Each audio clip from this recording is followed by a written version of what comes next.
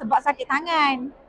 Tak boleh nak genggam, lepas tu naik benjol-benjol bengkak ni. Lepas tu ternampaklah satu posting kawan. Dia pun sakit tangan, dia nampak dia pakai ni lah sarung tangan. Lepas tu terus WhatsApp dia tanya.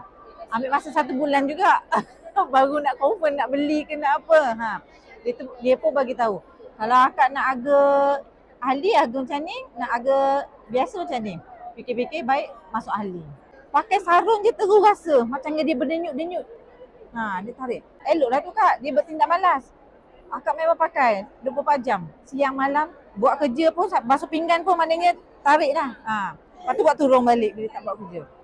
Makin lama kalau bangun pagi, nak genggam pun dia macam tak boleh, dia ketat. Urat kan. Mak akak buat kerja kat rumah macam kerja produk homemade kan, banyak guna tangan. Alhamdulillah dalam masa 2 bulan macam tu kot, hilanglah benjol dia ni. Tapi alhamdulillah mana boleh buat kerja, boleh genggam pagi-pagi pun dah boleh. Kalau rasa je terus sarung.